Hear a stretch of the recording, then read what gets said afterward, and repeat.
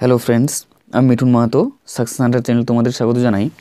আজকে আমরা ABTA test paper থেকে 222 নম্বর পেজে যে সমস্ত গ্রামার, শর্ট কোয়েশ্চেন এবং এমসিকিউ রয়েছে সেই সমস্ত শর্ট কোয়েশ্চেন, গ্রামার এবং এমসিকিউগুলো আমরা সলভ করব। তো দেখো, আজকে আমি তোমাদের একটি পেজ নিয়ে আলোচনা করছি, এই 222 নম্বর পেজ নিয়ে আলোচনা করছি, কারণ হাতে আমি বেশি সময় পাইনি আজকে, তাই একটি পেজ সলভ করছি।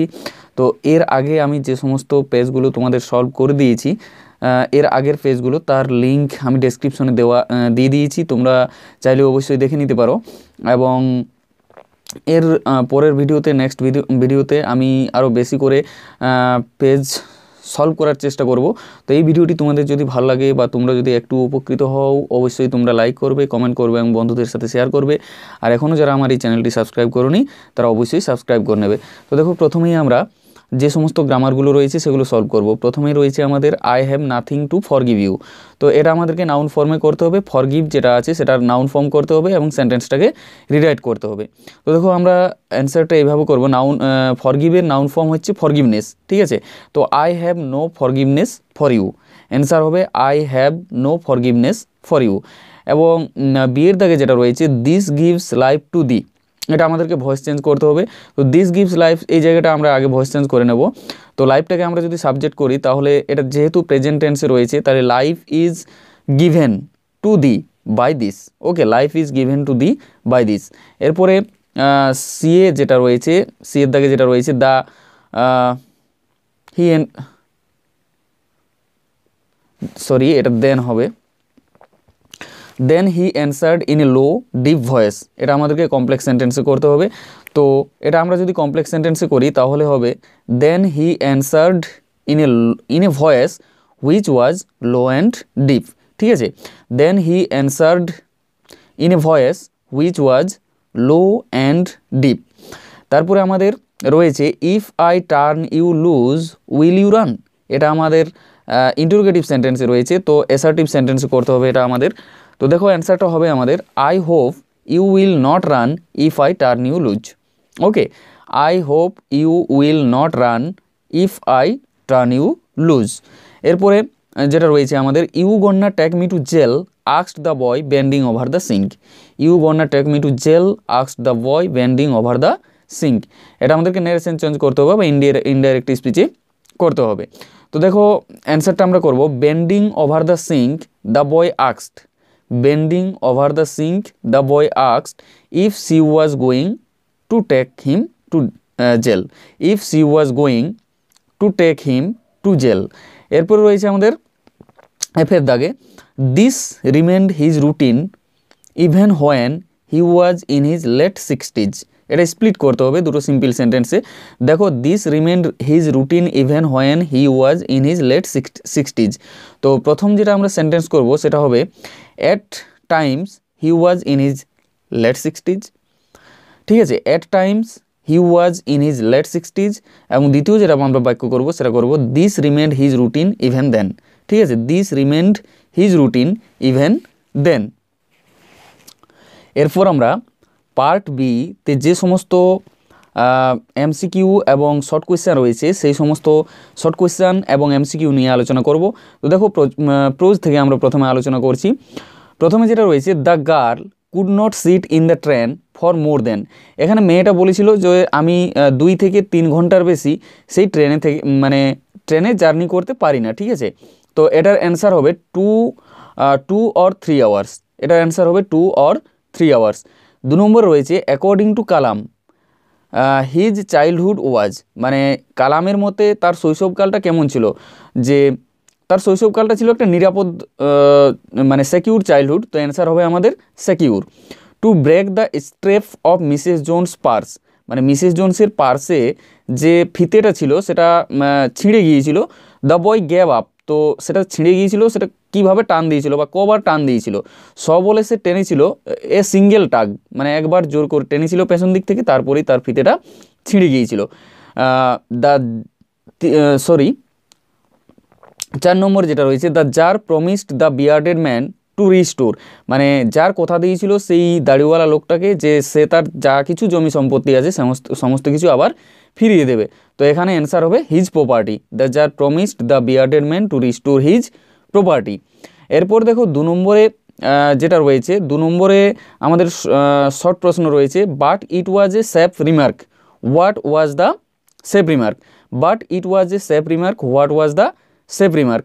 তো অ্যান্সারটা আমরা লিখব, the safe remark was that the girl had an interesting fest, sorry that the girl had an interesting face, মানে মেয়েটার যে একটা আকর্ষণীয় সৌন্দর্য বা আকর্ষণীয় একটা মুখ ছিল, সেটাই ছিল নিরাপদ একটা মন্তব্য, according to the narrator. How was the voice of the girl according to the narrator. তো এখানে নেরেটরের মতে ওই যে মেয়েটার ভয়েস সেটা কেমন ছিল।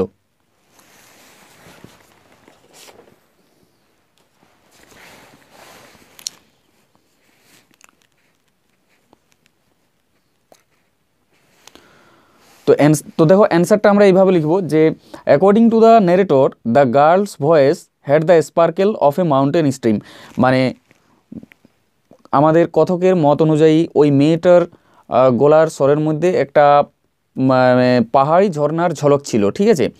হোয়ার was the ancestral house of Kalam situated, তো কালামের যে পৈতৃক বাড়ি ছিল সেই পৈতৃক বাড়িটা কোথায় অবস্থিত ছিল।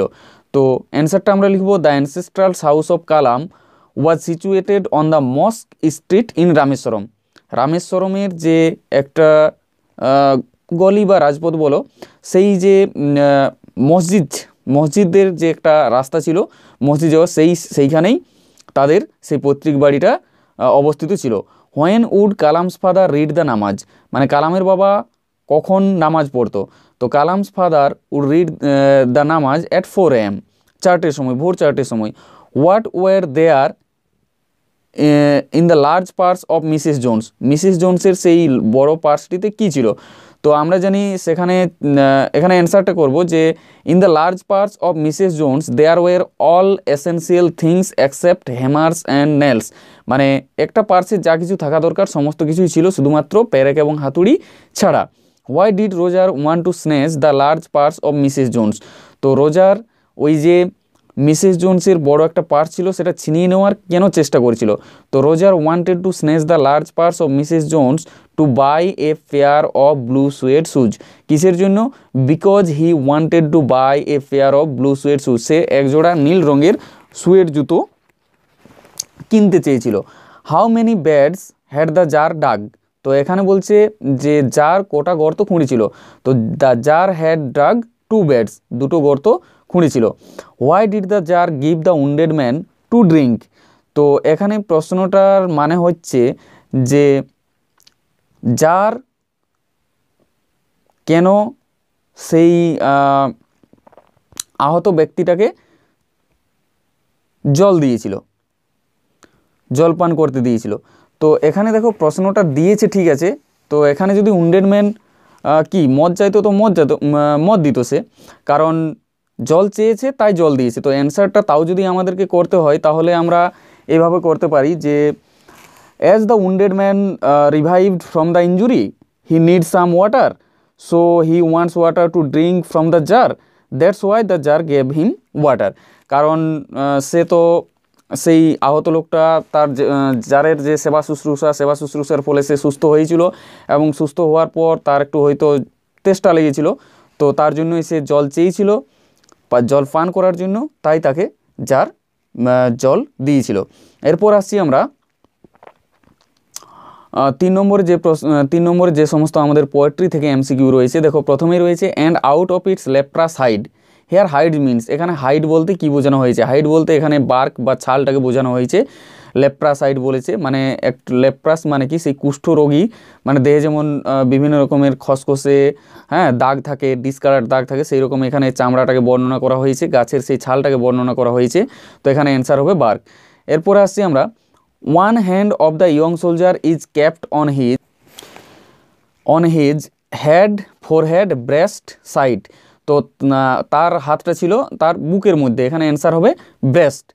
The month as referred to by Shakespeare in sonnet number 18, মানে সনেট নাম্বার 18 কবিতায় আমরা কোন মাসের উল্লেখ পাই, শেক্সপিয়ার কোন মাসের কথা তুলে ধরেছেন, তো এখানে অ্যান্সার হবে মে মাস। কারণ লাইনটি ছিল rough winds do shake the darling birds of May, তো এখানে মে মাস হবে। When the grasshopper is tired he takes rest beneath some pleasant weed, answer হবে উইড, মানে যখন গ্রাসহোপার ক্লান্ত হয়ে যায় তখন সে কোথায় আশ্রয় নেই, কিছু মনোরম আগাছার নিচে, অ্যান্সার হবে উইড। এরপর দেখো আমরা আসছি শর্ট কোয়েশ্চানে। তো পোয়েট্রি থেকে যে সমস্ত শর্ট কোয়েশ্চানগুলো রয়েছে, what is the height of a tree compare to the height of a tree is compare to leprous, মানে লেপ্রাস বলতে এখানে ডিসকালার্ড বা rough bark of a tree, মানে খসখসে ওই যে ছাল, সেই ছালটাকে বোঝানো হয়েছে লেপ্রাস বলতে। Wherein lies the strength of the tree, তো অ্যান্সার হবে the strength of the tree is lies in its root, মানে গাছের যে শক্তিটা সেটা কোথায় লুকিয়ে থাকে, সেটা গাছের শক্তিটা লুকিয়ে থাকে তার শিকড়ের মধ্যে। Where do the sun's rays come from, তো তার এখানে অ্যাসলিপ ইন দ্য ভ্যালি কবিতা থেকে নেওয়া হয়েছে, ওই যে সূর্যের রশ্মিটা সেটা বলছে কোথার থেকে আসছে, তো the sun rays comes from the mountain top, মানে পাহাড়ের একদম উপর থেকে, শিখর থেকে। How is the bed of the young soldier asleep in the valley, মানে এসলিপ ইন দ্য ভ্যালি কবিতায় সেই ইয়ং সোলজারের বিছানাটা কেমন ছিল, তো the bed of the young soldier in asleep in the valley, in the poem asleep in the valley is warm green and sunsoaked, মানে সবুজ ছিল, উষ্ণ ছিল এবং সূর্যস্নাত ছিল। So long lives this, how long does this lives, এখানে বলছে যতদিন এটা বেঁচে থাকবে, তো এই যে দিস বলতে এটা কতদিন বেঁচে থাকবে, তো this lives as long as can breathe in this world, মানে মানুষ যতদিন এই পৃথিবীতে নিঃশ্বাস নেবে, মানে কি মানুষ যতদিন এই পৃথিবীতে থাকবে ততদিনেই তার এই কবিতাটা বেঁচে থাকবে। And this gives life to দি, এবং ততদিনেই তার এই মানে যে কবিতাটা রয়েছে সেই কবিতাটাই তার কবির বন্ধুর সৌন্দর্যকে অমর করে রাখবে। And summer's lease hath all too short a date, এখানে what is meant by summer's lease, মানে সামার্স লিজ বলতে কি বোঝানো হয়েছে, তো summer's lease means the duration of summer, মানে গ্রীষ্মের যে সময়সীমা সেই সময়সীমার কথা বলা হয়েছে। Who takes the lead in summer's luxury, the grasshopper, এটা দ্য পোয়েট্রি অফ আর্থ থেকে, the grasshopper takes the lead in summer's luxury. এরপরে রয়েছে আমাদের when has the frost wrought a silence, the frost has wrought a silence in winter, শীতকালের সময়। এরপর দেখো proposal থেকে যে সমস্ত প্রশ্নগুলো রয়েছে, according to Lomov the Lomovs and the Chubukovs are always friendly, মানে লোমোভের মতে লোমোভ এবং চুবুকভ যে সমস্ত পরিবার ছিল তারা সবসময় বন্ধুত্বপূর্ণভাবে থাকতো। According to Natalia they have had the oxen meadows for, মানে নাতালিয়ার মতে তাদের ওই অক্সেন মিডোজ ছিল কত বছর ধরে, নিয়ারলি 300 ইয়ার্স, প্রায় 300 বছরের কাছাকাছি ধরে। According to Natalia Lomov's aunt was a, মানে নাতালিয়ার মতে লোমোভের কাকিমা কেমন ছিল, ব্যাকবিটার, মানে খুব বকতো, সে বকবক করতো। লোমোভ পেট, মানে তার যে কুকুর তার তো নাম গেস, তো তার জন্য সে কত টাকা দিয়েছিল, 125 রুবলস, 125 রুবল দিয়েছিল, সে কিনেছিল সেটা মিরোনোভের কাছ থেকে। আমরা একটু এখানে আমাদের যে সমস্ত আর্টিকেল প্রিপোজিশনগুলো রয়েছে সেগুলো একটু সলভ করে নিই। Mrs Jones stopped, jerked him around in front of her, put a half nelson on his neck and continued to drag him up the street, sorry এটা আমি ভুল বললাম, এখানে half nelson about his neck হবে, এখানে about হবে, about his neck and continue to drag him up the street, ঠিক আছে। এরপর দেখো আমাদের যেটা এরর রয়েছে, এরর কারেকশন, তো এখানে হবে he looked on if he was 14 or 15, এটা হবে ইফ হি ওয়ার 14 or 15। তো আজকে এই পর্যন্তই। তোমাদের যদি ভিডিওটি ভালো লাগে অবশ্যই তোমরা লাইক, কমেন্ট এবং বন্ধুদের সাথে শেয়ার করবে, এবং এখনও যারা চ্যানেলটি সাবস্ক্রাইব করে নিতে সাবস্ক্রাইব করে নেবে। এবং আগের যে সমস্ত আমি ভিডিওগুলো দিয়েছি তোমাদের এই এবিটি থেকে সলভ পেপার, সেগুলো যদি দেখতে চাও তাহলে অবশ্যই ডেসক্রিপশন লিঙ্কে ক্লিক করবে এবং সেখানেই তোমরা তার লিঙ্ক পেয়ে যাবে।